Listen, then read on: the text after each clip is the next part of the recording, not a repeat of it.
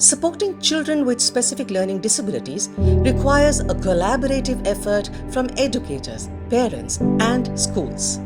In this film, we will explore the aspects of intervention, the roles of teachers and parents, and the support systems in place to empower students with dyslexia to achieve their full potential. What is the difference between a teacher for students with dyslexia and a therapist for students with dyslexia? To be a dyslexia teacher, it's a 15-month program, and to be a dyslexia therapist, another 1 year beyond that. So, a dyslexia teacher is somebody who is not trained into the therapeutic aspect of it. So, when we talk about being a dyslexia therapist, we are talking about using methodology or techniques that are also bringing about neuroplasticity in the brain. Can a special educator in any field work as a remedial teacher for students with dyslexia?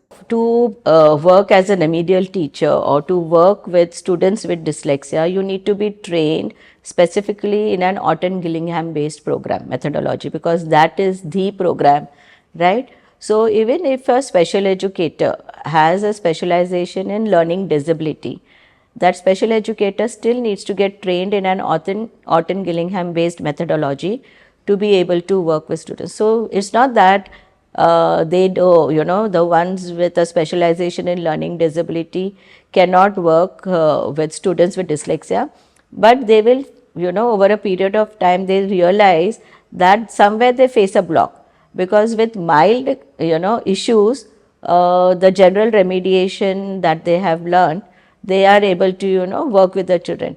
But as the issues, get moderate, at the moderate or severe level, they see the struggle in the children. So, we have had special educators with 14 and even 20 years in the field of learning disability coming to us to get trained as dyslexia teachers and dyslexia therapists, because they have come across students where they just are not able to get a breakthrough. How would you differentiate remedial education from regular tuition? So, tuition would involve subject teaching. Okay, the focus is only getting the child to understand the chapters in a particular subject and so on, whereas remedial education works on the foundation. So, it works on the skill areas. There is no subject teaching, there is no curriculum teaching involved in remedial education.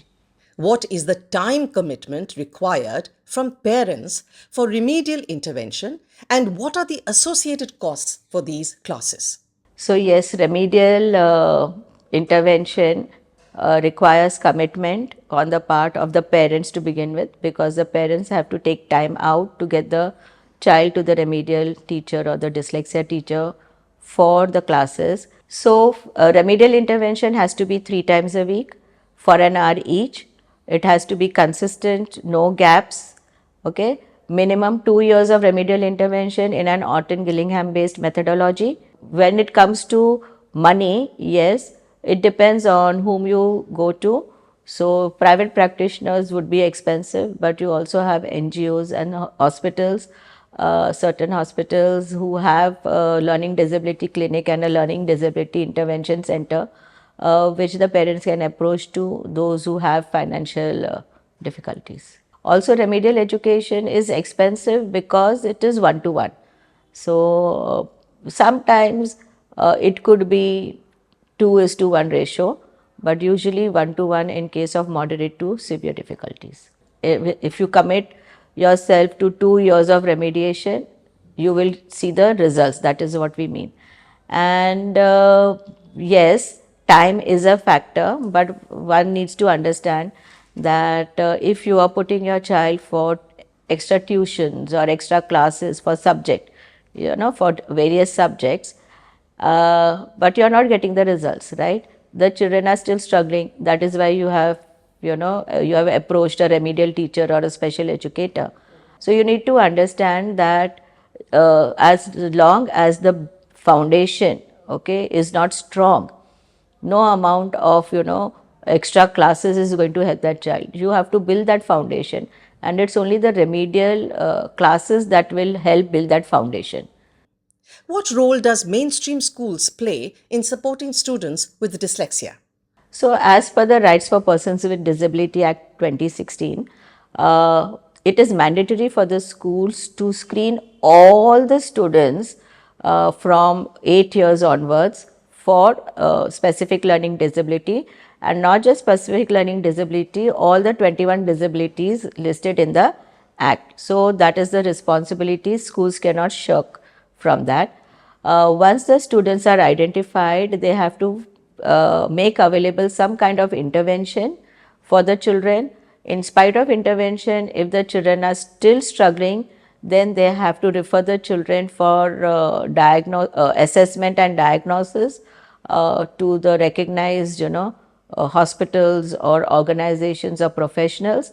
Once the students come back with a report or certificate with a diagnosis, they have to provide all the accommodations and support listed, whether it's the RPWD Act or the state board that is, the school is following, or the board that the school is following.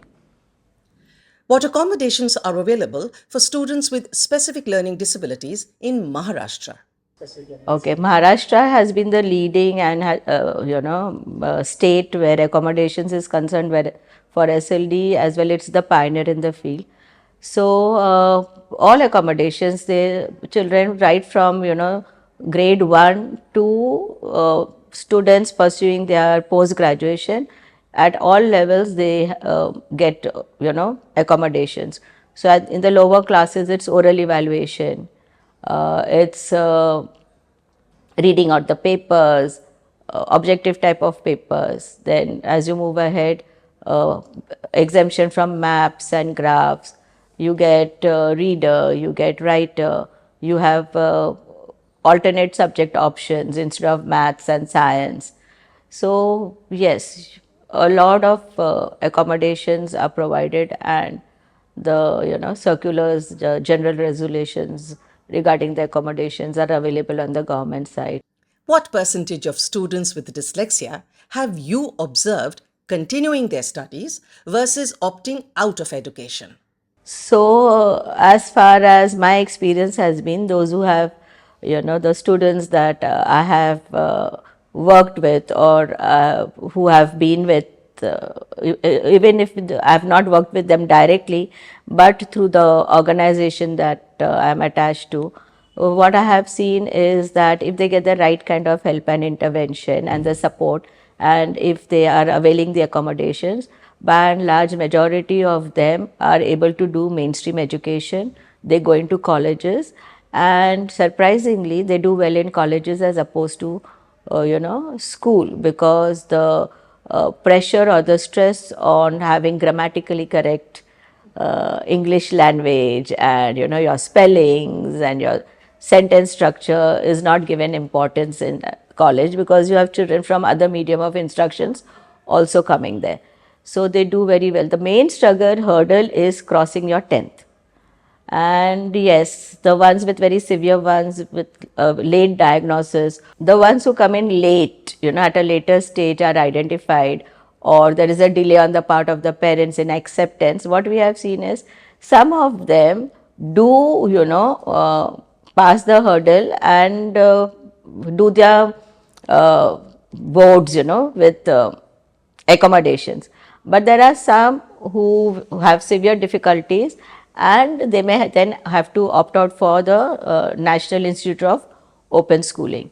But yes, we have seen students from state board, CBSE, ICSE, international boards completing their 10 boards if they have been diagnosed and have received help.